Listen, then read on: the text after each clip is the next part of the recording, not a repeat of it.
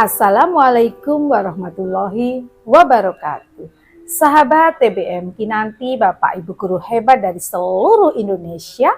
Ketemu lagi dengan saya Ibu Emi Sudarwati dari TBM Kinanti Borno, Bojonegoro, Jawa Timur. Pada kesempatan kali ini saya akan membaca sebuah kisah, yaitu lanjutan dari kisah dalam sebuah buku Dua Tangis dan Ribuan Tawa karya Dahlan Iskan.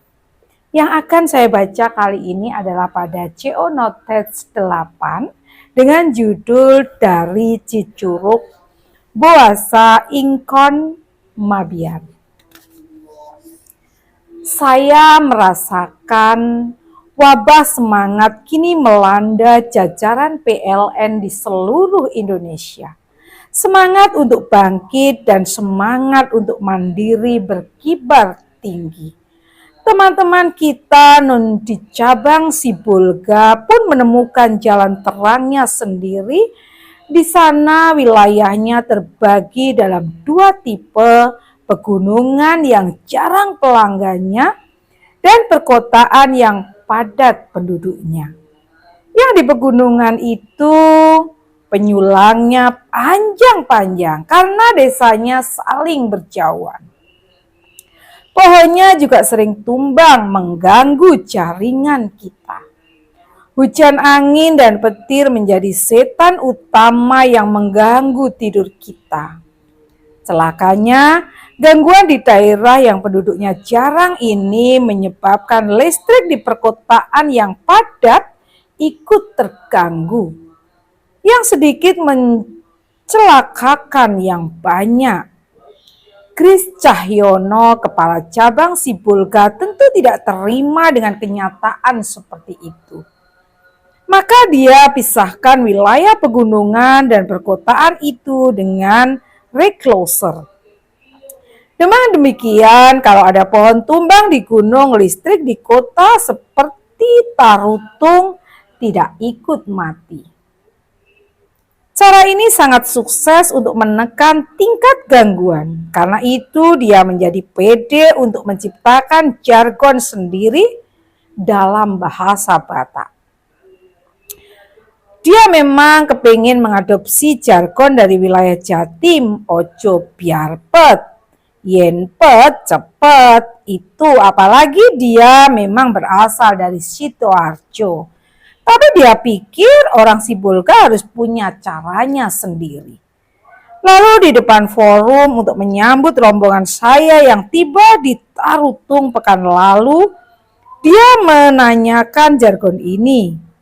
Udan alogo boasa ingkon mabiar. Semua saya mengira mirip ojo biar pet yen pet cepet itu. Ternyata beda sama sekali. Saya tidak bisa merasakan apakah jargon itu cukup puitik atau tidak. Yang penting bagi saya sikap kemandiriannya sangat terasa. Tapi masih ada satu hal yang mengganjal pikirannya. Dia kepingin tahu di mana cabang yang telah mempraktikkan membungkus penyulang dengan selang plastik itu. Atau yang membungkus penyulang dengan pipa paralon itu. Tentu saya jelaskan dengan bangga bahwa teman-teman di distribusi Jatenglah yang pernah bercerita kepada saya soal pemakaian selang plastik untuk membungkus kabel yang melewati pepohonan itu. Atau teman di distribusi Jabarlah yang sudah mempraktekkan penggunaan pipa paralon itu. Semangat ternyata bisa cepat merata. Di distribusi Jatim, semangat itu bahkan sudah menghasilkan. Sudah ada 2 cabang yang berhasil gangguannya menjadi 0 dalam 1 bulan Juli lalu. Salah satunya yang saya ingat adalah Madiun. Maklum, saya memang baru saja melewati daerah itu. yakni dalam perjalanan darat dari Jogja, Pacitan, Ponorogo, Magetan, dan Solo. Hari itu 16 jam saya berada di mobil dalam perjalanan darat yang panjang. Prestasi Madiun itu menunjukkan bahwa ternyata kita bisa, sangat bisa. Kenyataan inilah yang membuat semangat itu kian menyala, tidak mengenal jenis kelamin pula. Bayangkan, saya sampai mendapat kiriman foto yang membuat saya geleng-geleng kepala. Seorang wanita naik ke atas trafo yang begitu tinggi. Rekan kita itu Erna Purnamawati, manajer unit pelayanan dan jaringan atau UPJ, Sumberjo area pelayanan jaringan APJ Bojonegoro. Saya lihat di foto, dia mengenakan celana tentu dan baju lengan panjang disertai helm. Kecantikannya tetap menonjol. Antara lain karena saingan di sebelah-sebelahnya semuanya jelek. Tiang listrik, trafo, dan kabel-kabel yang ruwet. Non dari bau-bau saya juga bisa bicara langsung dengan para karyawan di sana melalui HP-nya. JM Ahmad Siang, para karyawan itu baru saja menemukan cara memperbaiki radiator diesel dengan cara mereka sendiri. Saya sudah minta agar cara itu ditulis dalam satu naskah untuk dimasukkan dalam website PLN, agar bisa ditiru, dinilai, atau bahkan disempurnakan oleh teman-teman yang lain.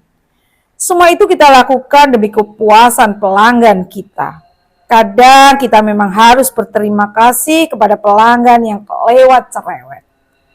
Misalnya yang di Cicurug, Jabar itu, gara-gara pelanggan ini teman-teman distribusi Jabar harus membentuk tim khusus untuk mengatasinya.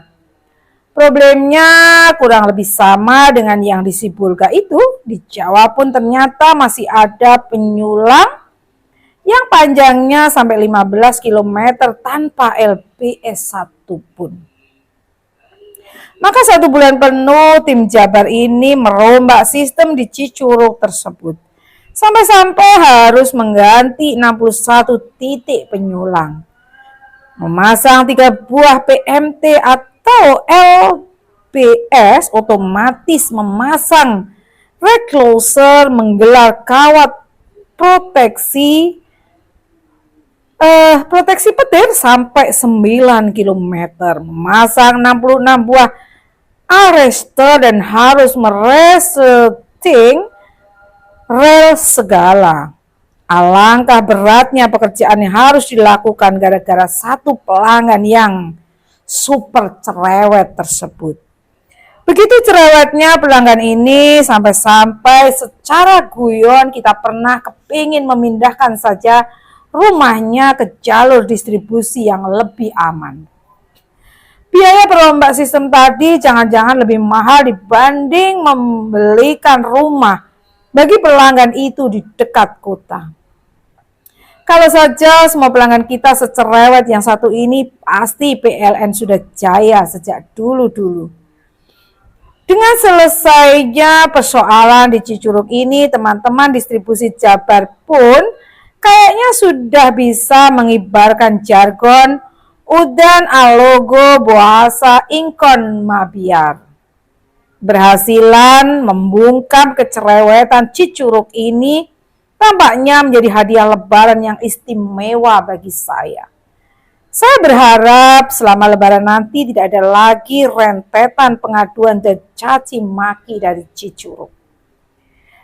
Itu bukan satu-satunya hadiah lebaran. Hadiah lebaran lain yang juga menyenangkan adalah ini.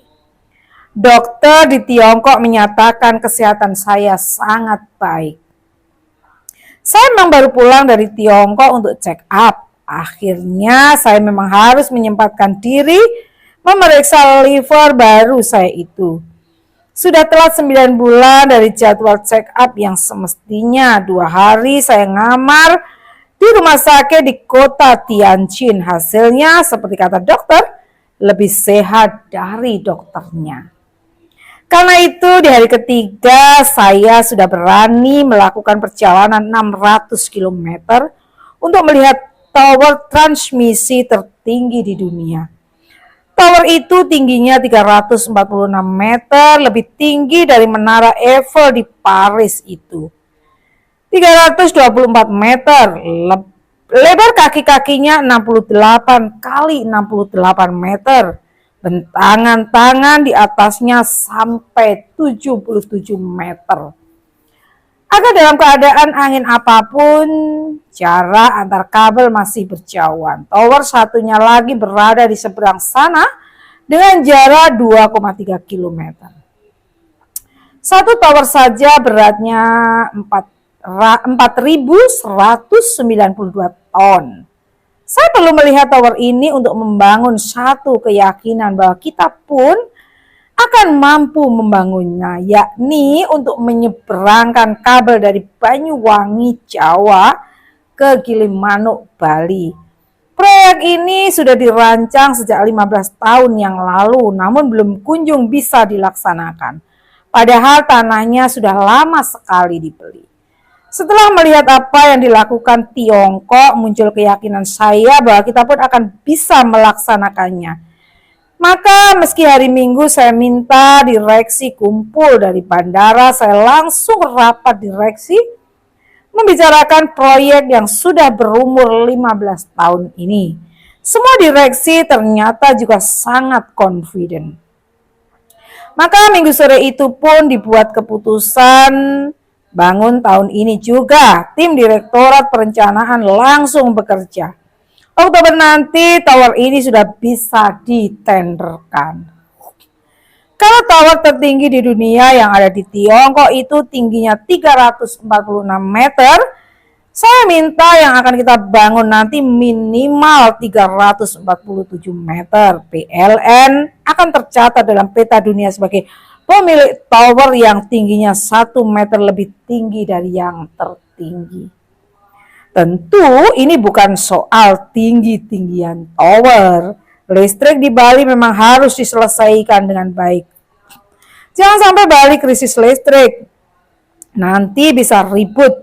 Seperti saat Bandara Soekarno-Hatta padam listriknya tempo hari. Meski bukan salah PLN, tapi apapun yang terkait dengan listrik, PLN terimbas. Terakhir, di mana saya akan berlebaran? Sebelum sakit dulu, bertahun-tahun saya selalu berlebaran di Mekah. Biasanya saya berada di sana untuk ibadah selama 10 hari terakhir bulan Ramadan. Sejak sakit, karena harus tinggal di Tiongkok, 3 tahun saya berlebaran di Tiongkok. Tahun ini, saya akan berlebaran di Surabaya.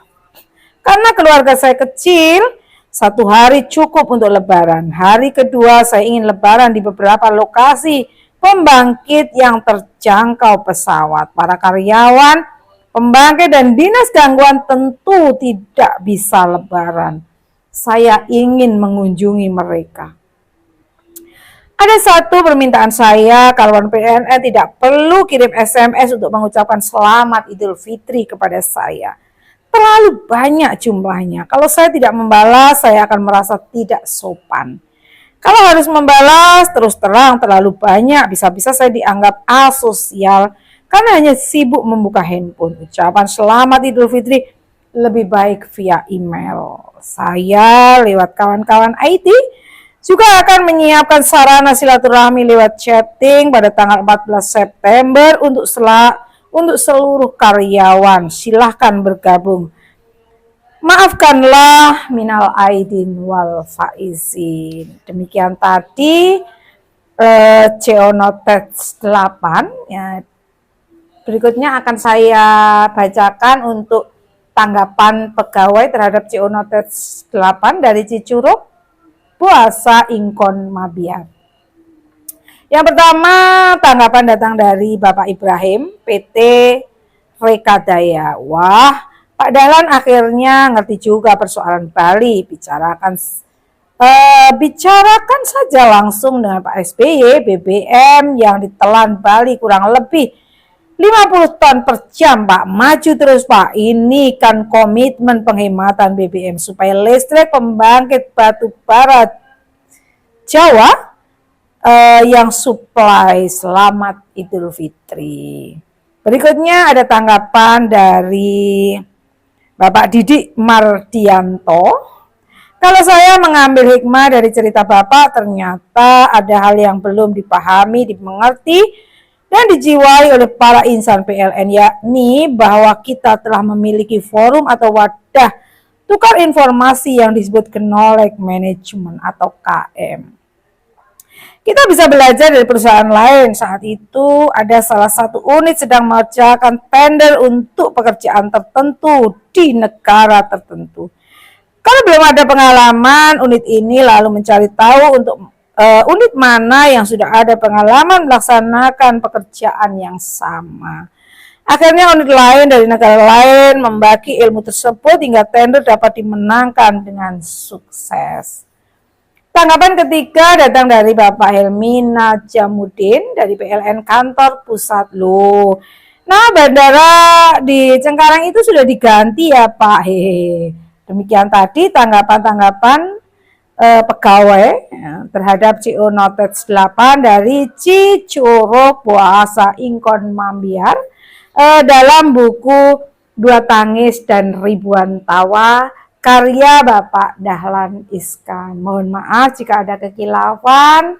Terima kasih atas segala perhatiannya. Wassalamualaikum warahmatullahi wabarakatuh. TBM Kinanti maju bersama Literasi Indonesia.